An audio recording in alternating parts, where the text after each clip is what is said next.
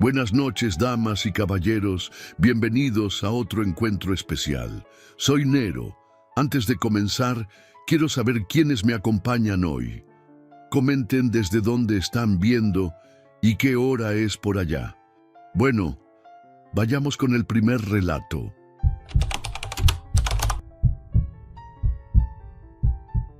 ¿Qué onda, Nero? Me llamo Álvaro Martínez y esto que voy a contar pasó hace poco, pero desde entonces no he podido dormir bien. Trabajo de camillero en un hospital del sur de la ciudad, uno de esos edificios viejos que fueron creciendo con los años, como un Frankenstein hecho de ladrillo y concreto. No es raro que las cosas se descompongan, que las luces parpadeen o que los elevadores tarden siglos en llegar. Pero nada me había preparado para lo que ocurrió la noche que decidí seguir ese maldito sonido.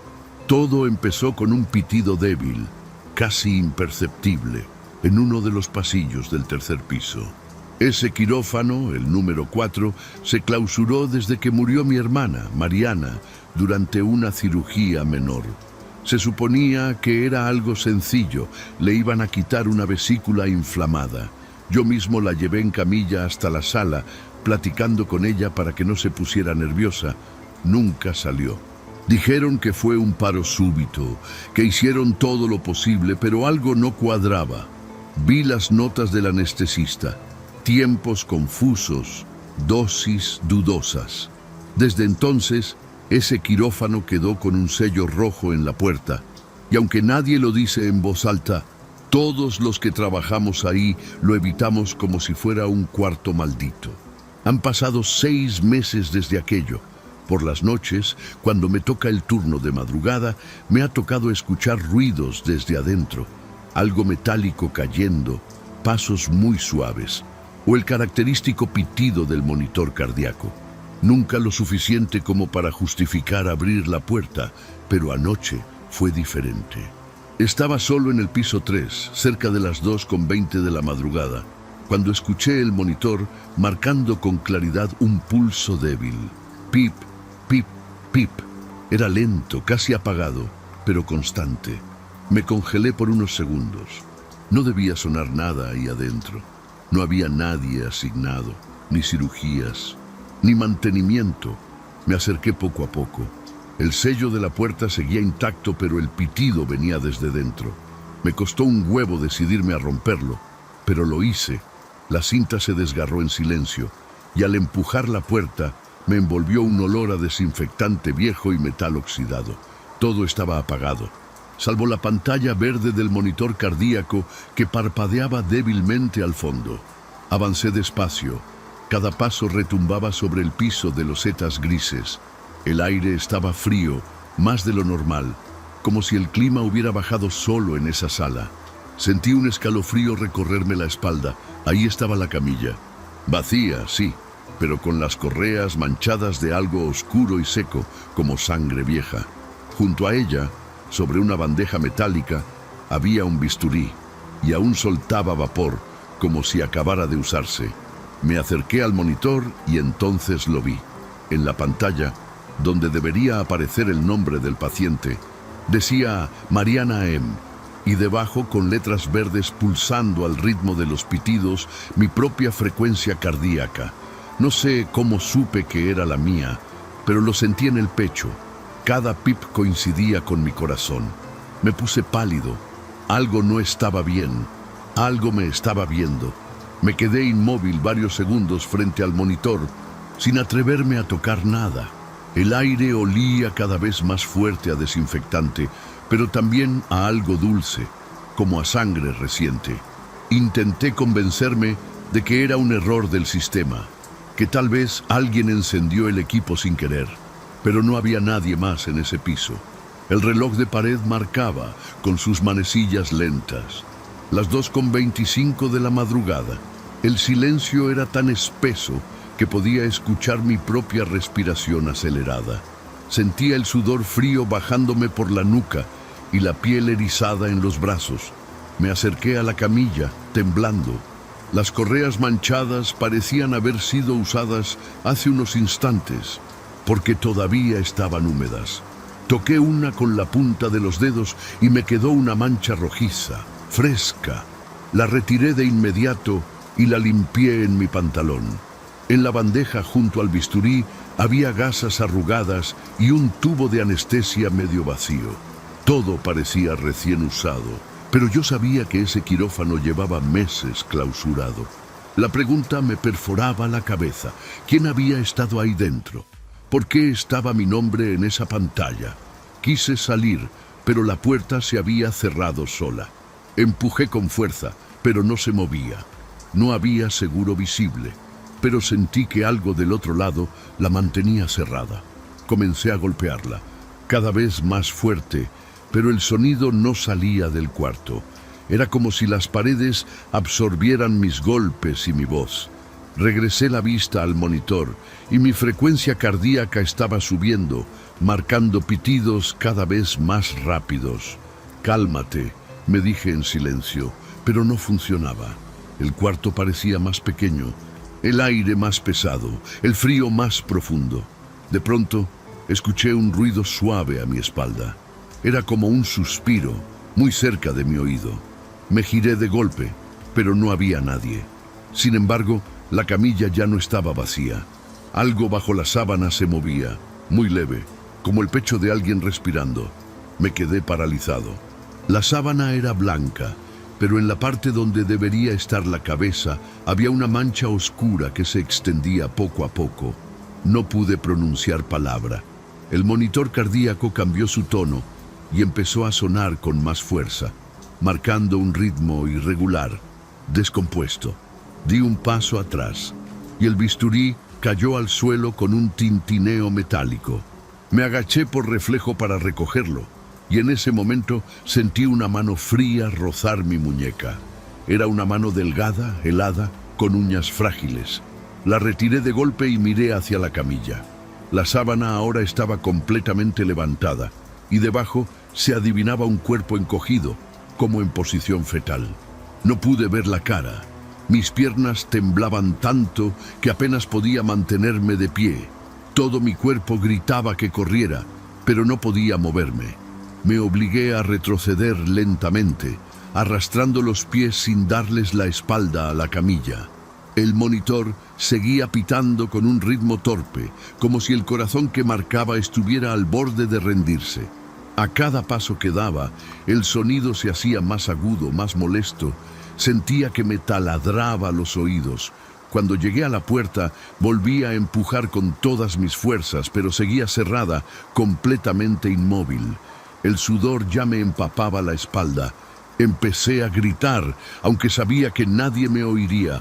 Mi voz sonaba extraña dentro del quirófano, como si rebotara en las paredes y regresara distorsionada. Entonces algo cambió. El monitor dejó de sonar y la pantalla se apagó de golpe. Todo quedó en silencio absoluto. Ni mis pasos, ni mi respiración, ni siquiera el zumbido de los aparatos inactivos. Un silencio tan perfecto que se volvía insoportable. De pronto, una de las lámparas del quirófano se encendió sola, apuntando directo a la camilla. El cuerpo seguía cubierto por la sábana, pero ahora se notaba que algo debajo se había incorporado. El bulto se alzaba más, con la forma de un torso. Fue ahí cuando supe que no podía quedarme un segundo más. Caminé despacio hacia el fondo, buscando otra salida, cualquier cosa. Entonces vi que la pared detrás del monitor tenía una grieta, como si alguien la hubiera golpeado muchas veces con fuerza. Me acerqué. La grieta era profunda, y al poner la mano sentí un aire tibio saliendo de ella, un olor penetrante, mezcla de alcohol, tierra húmeda y algo más, algo como carne podrida. Me alejé de inmediato, y al dar la vuelta, la camilla estaba vacía otra vez. La sábana arrugada en el piso y el bisturí sobre ella. Sentí que la cabeza me daba vueltas. Empecé a sudar frío, con la sensación de que me observaban desde todas partes. Y entonces, sin previo aviso, la voz de Mariana sonó. No gritando, no llorando. Era su voz calmada, como la que usaba cuando estábamos chicos, y me contaba secretos al oído. Me dijo mi nombre, suave, 3 veces. Álvaro, Álvaro. Álvaro. No había eco, no era una alucinación. Sentí su aliento justo detrás de mi cuello. Cerré los ojos, esperando despertar de una pesadilla, pero al abrirlos, la sala estaba completamente iluminada. Todos los instrumentos quirúrgicos estaban fuera de su lugar, como si alguien acabara de usarlos. Corrí a la puerta y esta vez se abrió sin esfuerzo. Salí tambaleándome al pasillo con el corazón desbocado. Volteé una última vez antes de cerrar y vi algo que me dejó helado. El monitor se había encendido de nuevo y marcaba otra frecuencia cardíaca distinta a la mía. Una línea nueva con otro ritmo, pero igual de débil. No decía Mariana M, ni mi nombre, solo una palabra, camillero. Cerré la puerta con todas mis fuerzas y puse el sello de nuevo. Aunque ya sabía que nada iba a detener lo que fuera que estuviera ahí adentro. No bajé al cuarto de seguridad ni avisé a nadie. No podía explicar lo que había visto sin que me tacharan de loco. Me metí al baño de personal, me mojé la cara varias veces y me senté en el suelo con la cabeza entre las piernas. Sentía que me iba a desmayar. Escuchaba mi corazón retumbando dentro del cráneo. Estuve ahí, encerrado, por lo menos media hora. Cuando salí, el hospital parecía tranquilo, como si nada hubiera pasado. Volví a mi rutina, empujando camillas vacías, subiendo y bajando elevadores, sin mirar a nadie a los ojos. Durante las siguientes noches, evité el pasillo del quirófano clausurado. Me hacía rutas más largas, prefería cargar peso extra o perder tiempo antes de volver a pasar por ahí, pero los sonidos no pararon. Empezaron a escucharse más temprano, a veces desde la 1:30 de la madrugada. Pitidos, pasos arrastrados, el chirrido metálico de la bandeja quirúrgica. Una noche, al pasar por ahí con otro camillero, él se detuvo en seco. Me dijo, ¿escuchaste eso? Fingí no haber oído nada, pero su cara lo decía todo. No era solo yo, había algo real, algo que se estaba manifestando.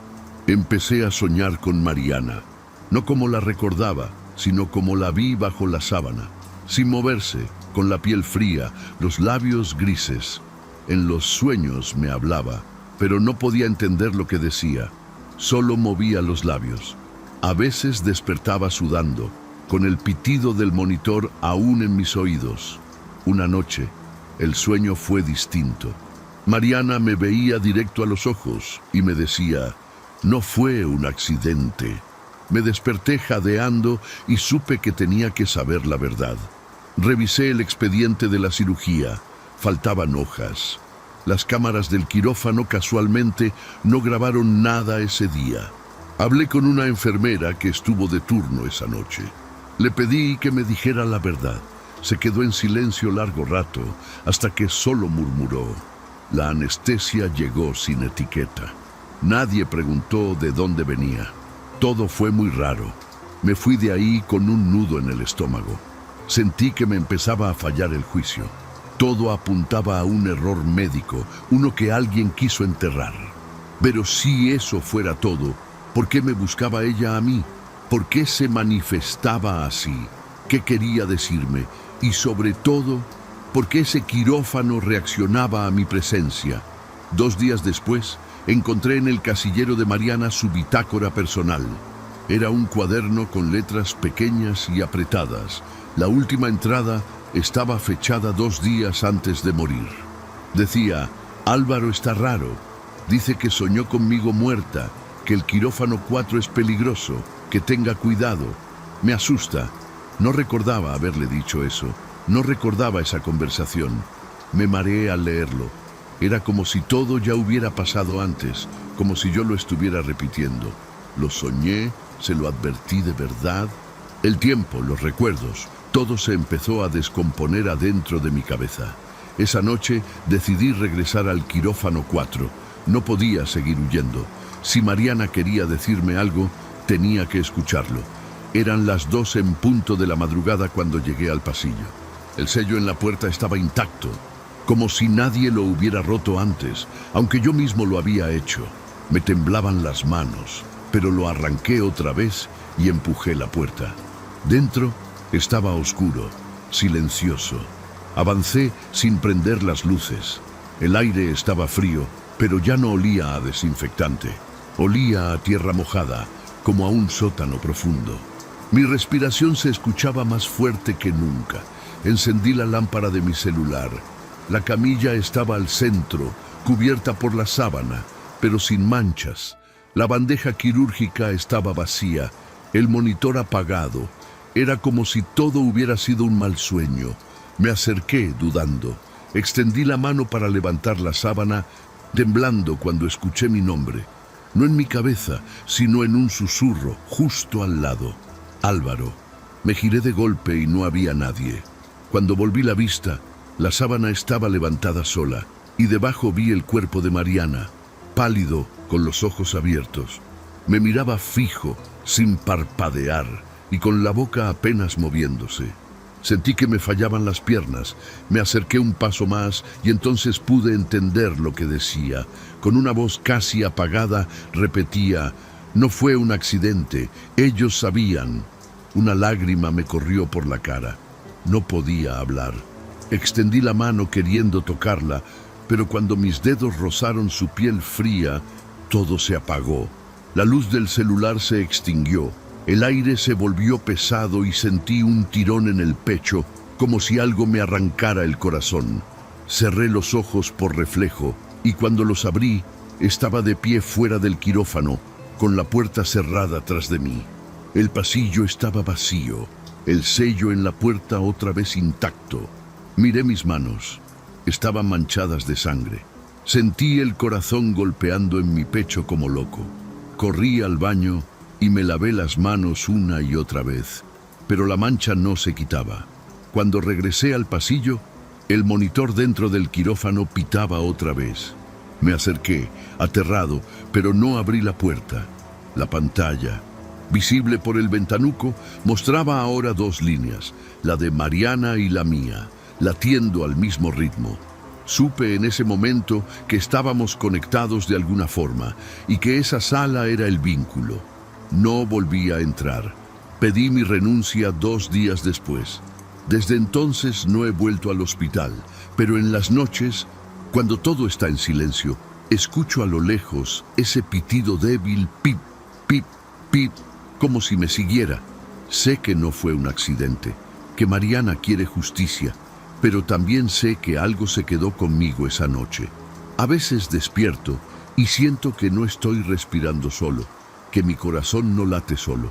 Y cuando cierro los ojos, puedo ver el quirófano 4, con su luz verde parpadeante, esperándome.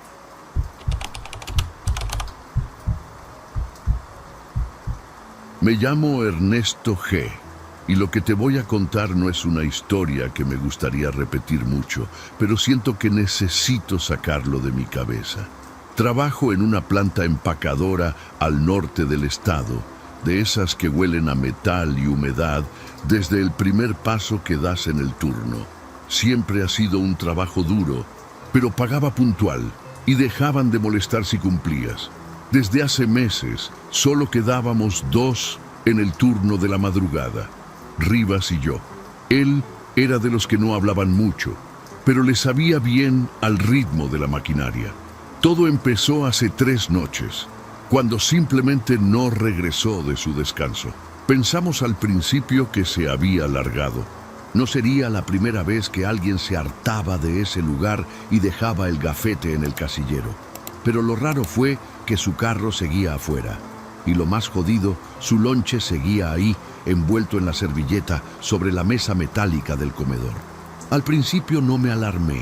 Traté de concentrarme en las líneas de producción.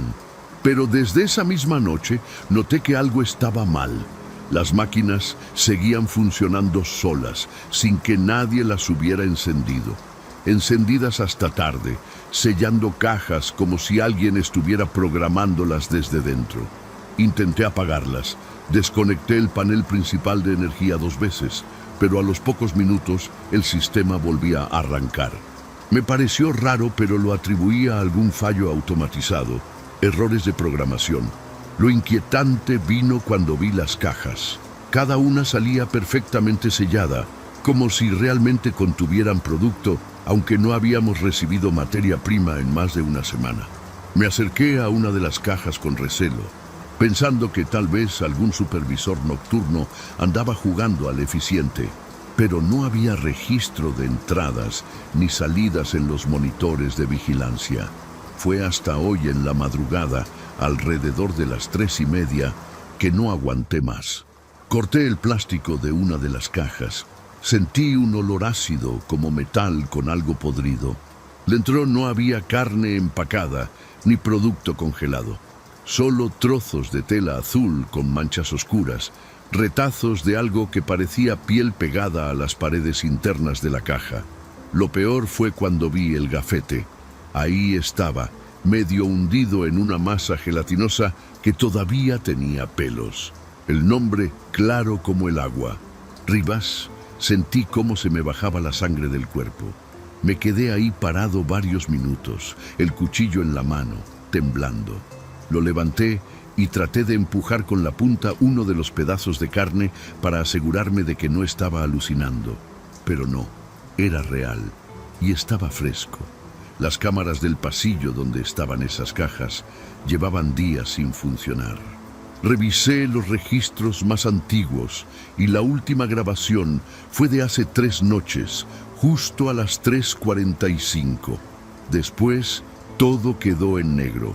Volteé hacia el pasillo, donde el aire parecía más frío que en el resto de la planta. Sentí que algo me observaba desde la zona de refrigeración. No sabía si debía llamar a alguien o simplemente salirme de ahí. Pero mi celular no tenía señal adentro del edificio, como siempre pasaba en esa maldita planta. Caminé con cuidado hacia la zona de refrigeración, aunque no tenía nada que hacer ahí. Solo quería ver si encontraba alguna pista más, algo que me dijera que Rivas seguía con vida. La puerta de acero estaba entreabierta, lo cual era raro, porque normalmente se cerraba sola. Dentro, las luces parpadeaban y el frío era más intenso de lo normal. Mis botas rechinaban contra el piso congelado y cada paso se me hacía más pesado. En el fondo del cuarto vi varias cajas apiladas que no deberían estar ahí. El área de refrigeración no se usaba desde hace semanas por una fuga de gas. Según los encargados, me acerqué a una de esas cajas, temblando ya no solo por el frío. Abrí otra con cuidado, con las manos adormecidas por la temperatura. Esta también tenía pedazos de tela, pero en lugar de carne, encontré uñas humanas y algo que parecía un ojo, aplastado, medio congelado. Di un paso atrás. Con la náusea atorada en la garganta, cerré la caja a lo bruto y salí tambaleándome de ahí. Volví a la zona de empaque, como si eso fuera más seguro. La cinta transportadora seguía avanzando sin detenerse, llevando cajas vacías hacia la selladora, que de alguna manera seguía imprimiendo etiquetas sin tener datos cargados. Me paré frente al panel otra vez y lo apagué por tercera vez. Esta vez desconecté todos los fusibles principales. La planta quedó en silencio por un momento, y en ese instante creí que todo había acabado. Respiré hondo, con los nervios hechos trizas, pero menos de 5 minutos después, justo cuando estaba recogiendo mis cosas, las luces volvieron a encenderse solas. El sonido de la maquinaria arrancando me hizo dar un brinco. Me volteé y vi que las cintas ya se movían otra vez y las impresoras escupían etiquetas con nombres. Me acerqué para leerlas. La primera decía Rivas, la segunda Ernesto G.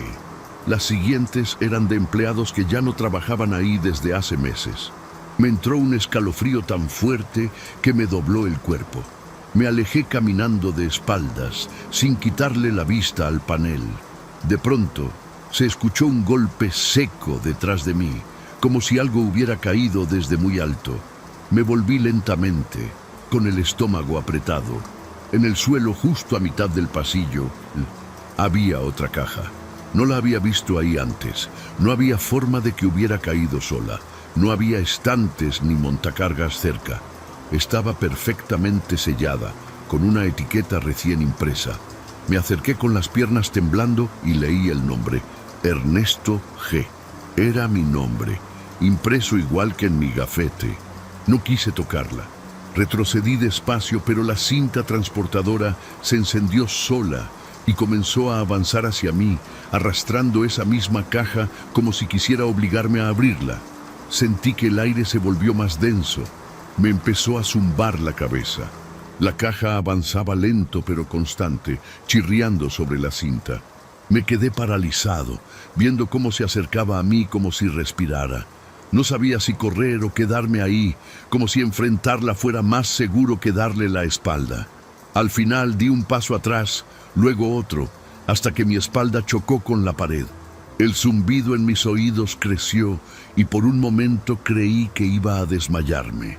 Cerré los ojos, respirando como podía, esperando que fuera una pesadilla. Pero cuando los abrí, la caja ya estaba en el suelo frente a mí, como si alguien la hubiera bajado con cuidado. Me arrodillé sin pensarlo mucho, impulsado por una mezcla de miedo y una necesidad absurda de saber. Con las manos temblorosas rasgué el sello de plástico. Apenas levanté la tapa, un olor asqueroso me llenó la nariz. No era putrefacción normal, era algo químico, metálico, como si hubieran hervido carne con cloro.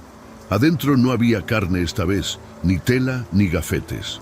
Solo un objeto, uno solo, una grabadora de voz antigua, de esas que usaban los supervisores hace años. Tenía una nota pegada que decía, reproducir antes de apagar todo. Contra mi sentido común, la levanté y apreté el botón de reproducir. Al principio, solo se escuchaba estática. Luego, una voz. Era Rivas. Reconocí su tono, pausado, medio cansado. Si alguien encuentra esto, ya es tarde. La planta no deja que uno se vaya. No es la maquinaria, es lo que hay debajo. Algo que despertamos sin querer cuando renovaron los ductos. Se alimenta del turno de la noche, nos escanea, nos copia y después nos empaca. Me quedé helado, sin saber si era una broma o una confesión real. La grabación terminó con un golpe seco y un gemido. Luego solo ruido blanco. La apagué y sentí que el piso vibraba ligeramente bajo mis pies. Empecé a recordar cosas que había ignorado. El supervisor que desapareció en abril, los 2 técnicos que renunciaron sin dar aviso, la vieja leyenda que nos contaban los obreros viejos sobre ruidos en los túneles. Siempre pensé que eran cuentos de borrachos, pero ahora, con la grabadora en la mano y esa caja con mi nombre, ya no sonaba tan absurdo. Me levanté con la intención de salir por la puerta de emergencia.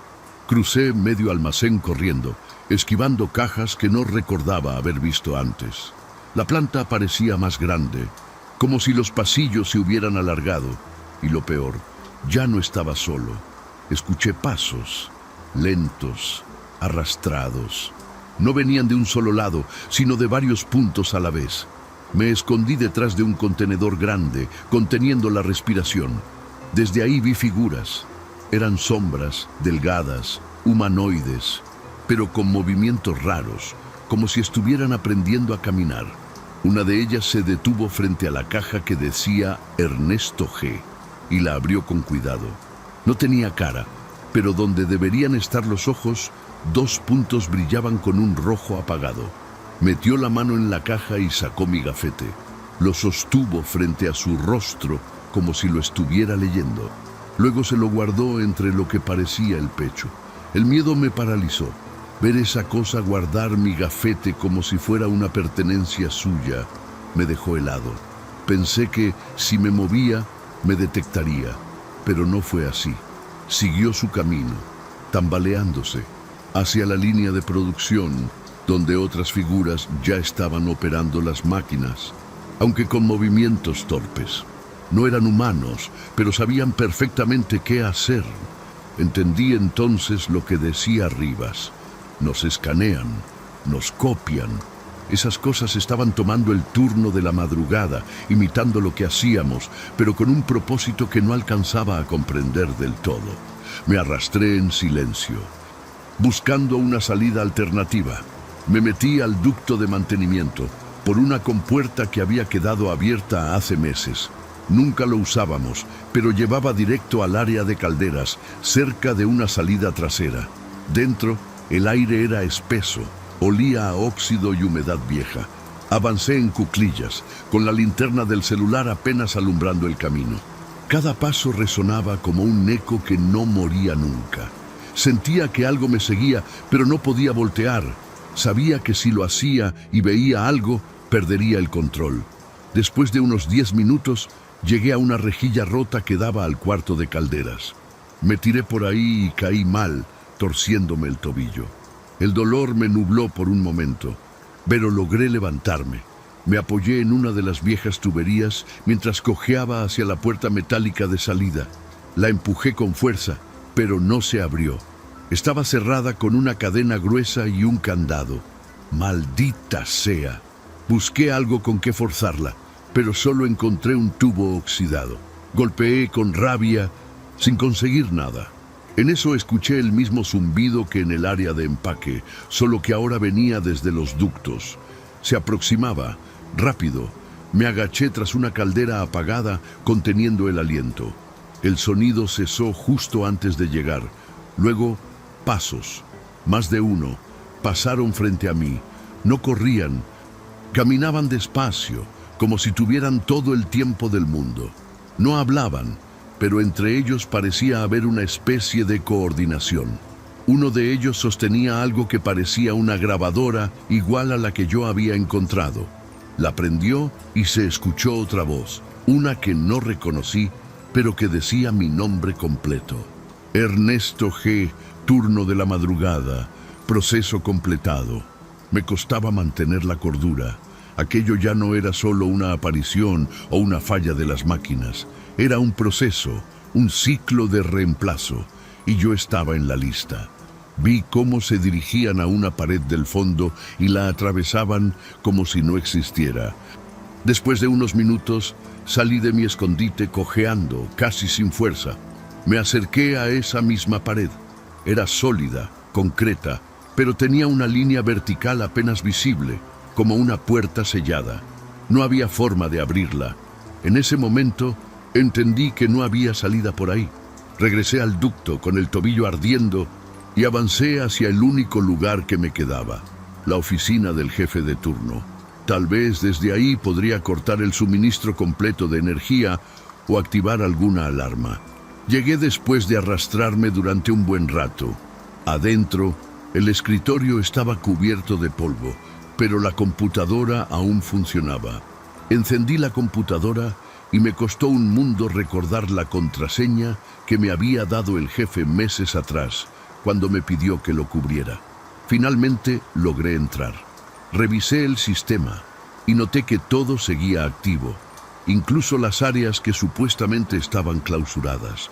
Había una opción oculta que jamás había visto. Protocolo de cierre total. No tenía detalles, pero era lo único que no estaba bloqueado. Lo activé sin pensarlo. En cuanto lo hice, las luces parpadearon 3 veces y todo se apagó de golpe. Las cintas, las impresoras, hasta los monitores de seguridad se quedaron en negro. Un silencio profundo invadió la planta. Esperé unos segundos, pensando que algo iba a explotar o que esas cosas vendrían por mí, pero no pasó nada. Solo ese silencio espeso, como si la planta hubiera muerto. Cojeé hasta la entrada principal, y esta vez la puerta de salida se abrió sin oponer resistencia. Afuera la madrugada estaba callada, estaba sin viento, sin ruido. Caminé hasta mi coche mirando por última vez el edificio. Las luces de emergencia seguían parpadeando en rojo, pero ninguna máquina sonaba. Me subí, encendí el motor y manejé sin rumbo, solo queriendo alejarme lo más que pudiera. Ni siquiera me atreví a mirar por el retrovisor. Me escondí en casa de un primo en otro municipio. No le dije nada, solo que necesitaba quedarme unos días. Durante ese tiempo no volví a revisar el celular, ni contesté llamadas del trabajo. No podía. Cada vez que cerraba los ojos, veía esa caja con mi nombre. y escuchaba la voz de Rivas diciendo que ya era tarde. Al quinto día, un número desconocido me llamó. No contesté. Luego llegó un mensaje.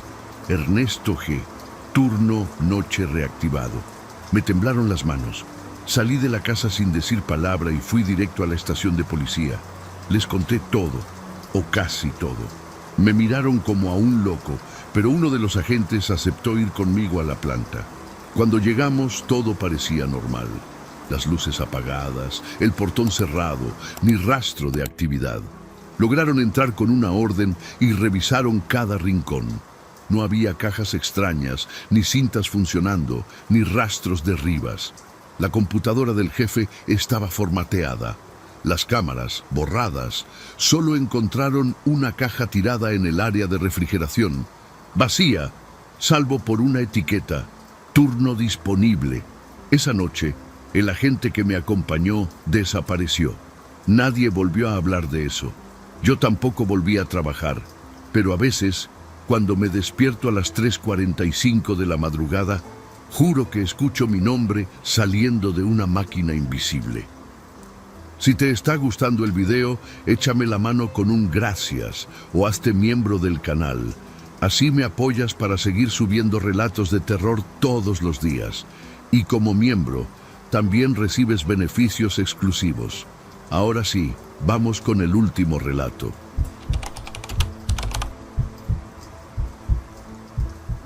¿Qué onda, Nero? Me llamo Roberto Nájera.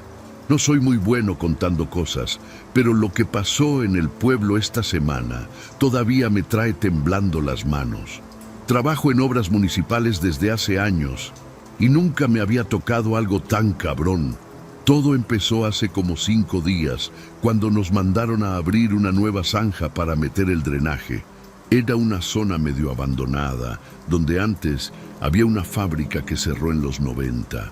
Desde el primer día, el ambiente se sentía raro, como pesado, pero pues uno se acostumbra. El capataz, don Evaristo, nos apuraba con todo. Le dimos con la pala desde temprano, y como a eso de las 11, a 1 metro de profundidad, empezaron a salir cosas raras. Primero pensé que era madera podrida o basura vieja, pero no. Uno de los muchachos, el flaco Mario, se agachó y sacó lo que claramente era una tibia humana. Estaba seca, con tierra pegada, pero se notaba lo que era. Alguien más encontró otra pierna, luego una pelvis. No era un solo cuerpo, había muchos, montones. La tierra estaba revuelta con retazos de tela, ropa de trabajo vieja, botas desgastadas, cosas así. Nos quedamos viendo al capataz, esperando que parara la obra, pero don Evaristo nomás escupió al suelo y dijo que siguiéramos cavando. No vimos nada, dijo. Nos advirtió que si alguien hablaba perdía el trabajo. Nadie dijo nada, pero todos lo pensamos. Eso se tenía que reportar. Aún así, seguimos. En la tarde empezamos a meter las tuberías como si nada. El ambiente se sentía peor. No había viento, no se oían ni pájaros. Algunos dijeron que olía raro, como a fierro viejo. Otros que era mi imaginación. Terminamos la jornada como a las 6 de la tarde. Cada quien se fue a su casa, sin decir mucho. Todos íbamos tensos. Esa noche, algo empezó a ir mal. Como a las 10 de la noche, me llamó mi primo Toño, que vive justo por donde corre la zanja. Me dijo que el agua del drenaje salía roja. Pensé que era óxido o tierra suelta, pero me juró que olía raro, como a sangre. Fui hasta su casa a ver, y sí, el agua salía espesa, rojiza, con un olor que pegaba en la nariz. Parecía que venía caliente, como si algo la calentara desde abajo. Toño estaba pálido. Pensamos en ir con don Evaristo, pero dijimos mañana. Total, él había ordenado todo eso. El día siguiente don Evaristo no llegó. Era raro, porque el viejo era de los que llegaban incluso con fiebre. Nos pusimos a esperar, pero al ver que pasaban las horas, decidimos empezar sin él. Nos acercamos a la zanja, que estaba cubierta con unas láminas. Al quitarlas, lo primero que vimos fue su casco flotando en el agua. Nadie dijo nada por unos segundos. Luego, uno de los muchachos se agachó a ver mejor, y lo que estaba debajo era peor. Entre el agua turbia asomaban huesos. No eran viejos. Estaban blancos, limpios, como si los hubieran hervido esa misma madrugada. Nadie se animó a tocar el casco. Flotaba como si lo sostuviera algo desde abajo, pero no se movía ni con el viento. El agua de la zanja seguía roja, aunque más espesa, y burbujeaba en algunas partes. No se oía ni un solo ruido de los tubos. Normalmente, cuando el drenaje empieza a correr, se escucha un zumbido o el sonido del agua bajando. Esta vez no. Era un silencio raro, pesado, como cuando uno entra a un velorio. El flaco Mario empezó a rezar bajito, y eso nos puso peor. Le dijimos que parara, que no mamara, pero todos teníamos miedo. Ese mismo día, uno de los trabajadores, un señor de nombre Carmelo, decidió sacar el casco con un palo largo. Apenas lo tocó. El casco se volteó y dejó ver que tenía dentro algo como piel pegada, restos. Era como si lo hubieran hervido con la cabeza puesta. Carmelo se cayó para atrás del susto. Varios se echaron a correr. Yo no pude moverme. Sentí como si los pies se me hubieran clavado al suelo. No sé cuánto tiempo pasó, pero al fin reaccionamos y cerramos la zanja con las láminas. Nadie quiso seguir trabajando. Nos sentamos todos lejos, fumando, callados. El silencio seguía raro. Más tarde llegó un tipo del municipio a ver cómo íbamos.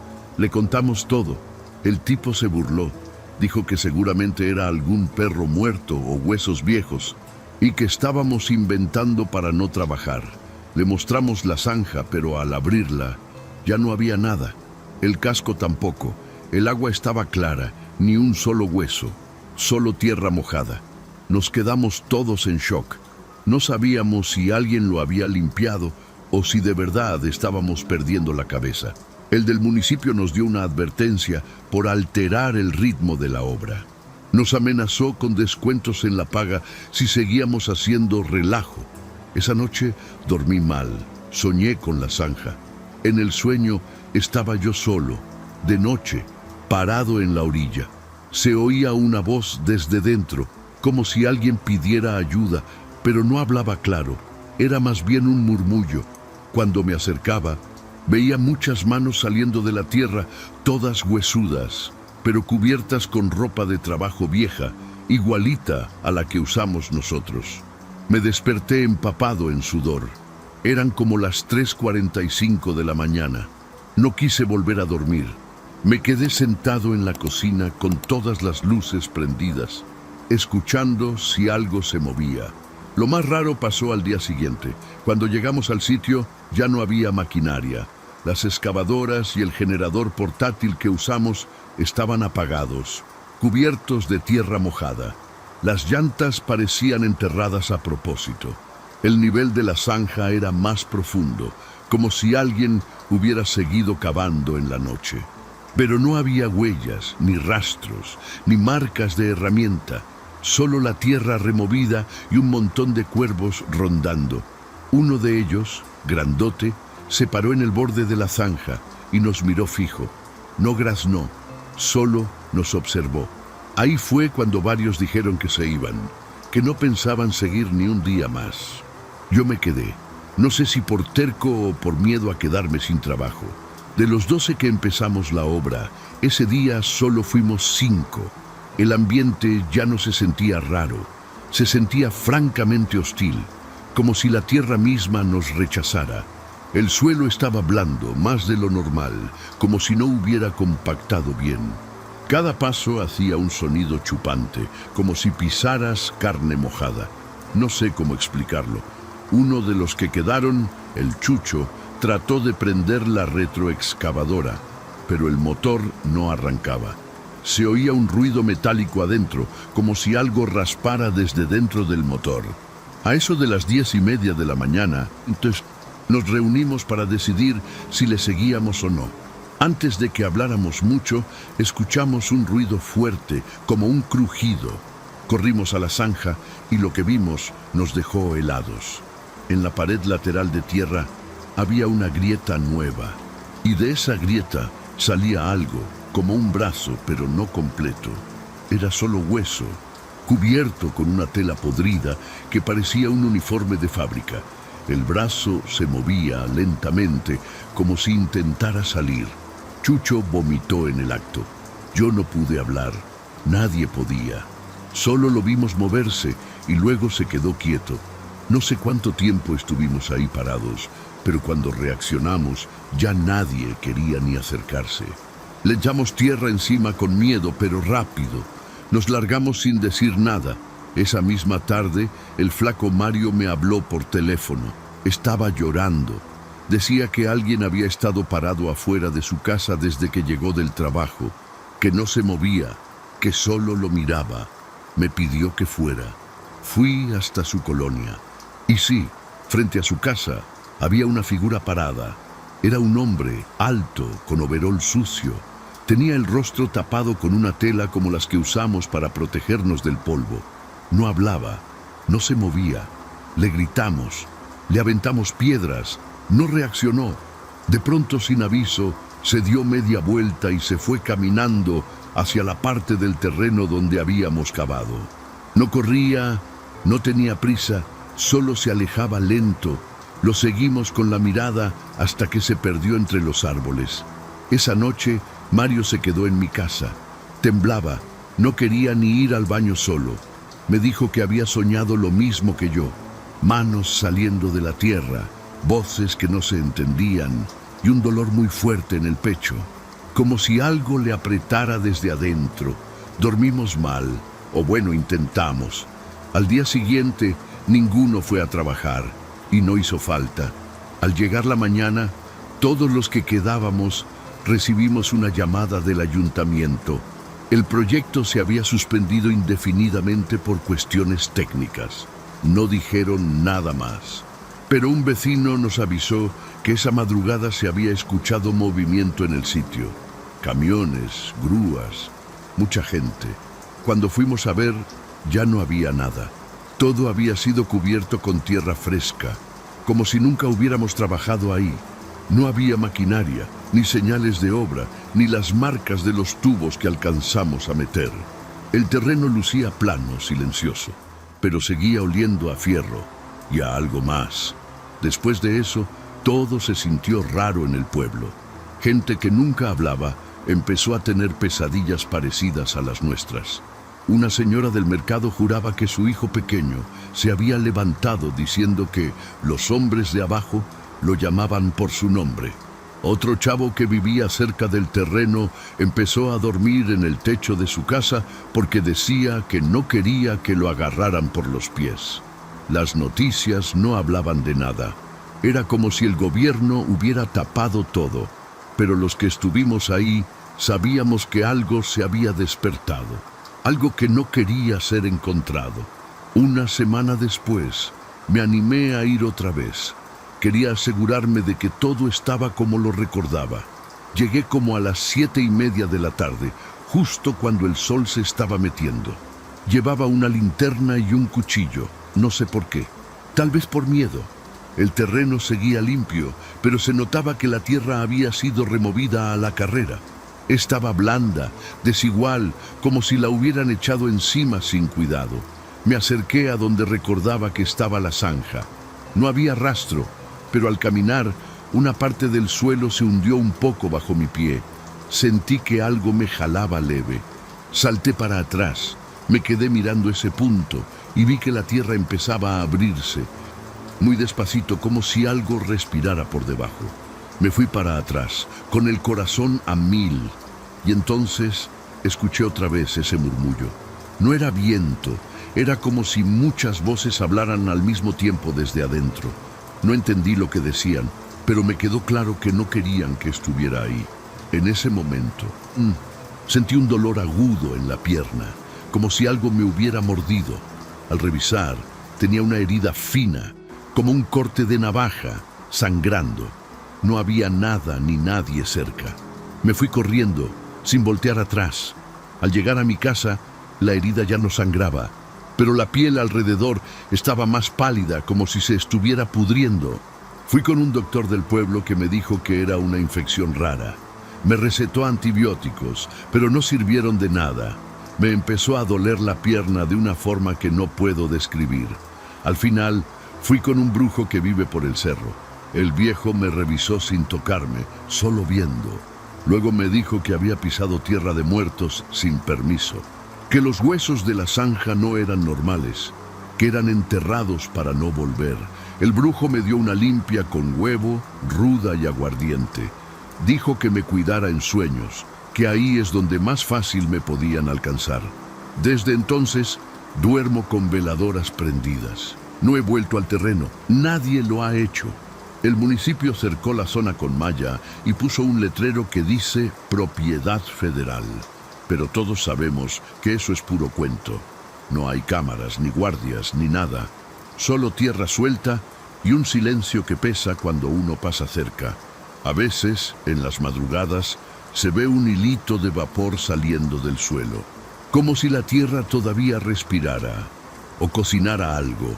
Hace 2 noches algo pasó que ya no me deja en paz. Me desperté como a las 2:15 de la madrugada con un olor penetrante a humedad y fierro. Me levanté medio dormido, pensando que había una fuga o que me había dejado la llave del fregadero abierta, pero todo estaba seco. Caminé hasta la sala y ahí, justo en medio del piso, había lodo fresco. No sé cómo entró, no había huellas, solo ese charco en forma de óvalo. En el centro había un botón, uno de esos botones metálicos viejos, como los que traían los uniformes de fábrica. Me arrodillé a verlo y estaba caliente. No toqué el botón, solo lo vi un rato, luego me eché para atrás. Lo dejé ahí, cerré la puerta con seguro y traté de dormir en el cuarto con la luz prendida. A la mañana siguiente, el lodo ya no estaba. El piso estaba limpio, seco, sin marcas, pero el botón seguía ahí. Lo envolví en una bolsa y lo tiré a un contenedor lejos del pueblo. Esa misma noche volvió a aparecer en la mesa del comedor, esta vez acompañado de un trozo de tela azul marino, vieja, rota. Reconocí esa tela al instante. Era igualita a la que encontramos cuando cavamos la zanja. Fui a ver al brujo otra vez. Me dijo que ya no se podía revertir nada, que lo que sea que tocamos no se va a detener hasta que se complete lo que quedó a medias. Le pregunté qué significaba eso, y solo me dijo que cada hueso tiene su cuenta pendiente, que lo que estaba enterrado ahí no buscaba justicia ni paz, sino continuar con algo que en vida no terminó. Me dio una vela negra y me dijo que la prenda cada vez que sienta el aire más frío de lo normal. Desde entonces, la vela se me apaga sola, aunque no haya viento. Hoy desperté con el uniforme puesto, el mío, el de trabajo, pero viejo, gastado, como si tuviera años sin lavarse. Estaba lleno de tierra seca. El mismo uniforme que dejamos de usar cuando el proyecto se canceló. No recuerdo habérmelo puesto. En la bolsa encontré un papel doblado. Decía una sola palabra escrita con tinta roja: regresa. No sé cómo llegó ahí.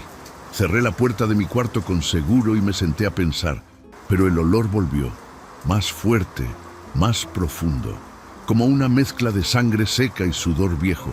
Me paré frente al espejo y por un segundo vi otra cara encima de la mía.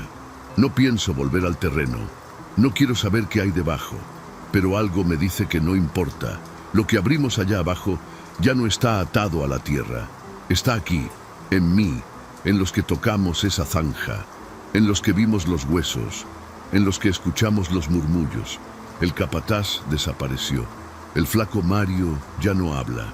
Y yo ya no sueño, solo espero, porque sé que tarde o temprano me van a hacer cavar de nuevo.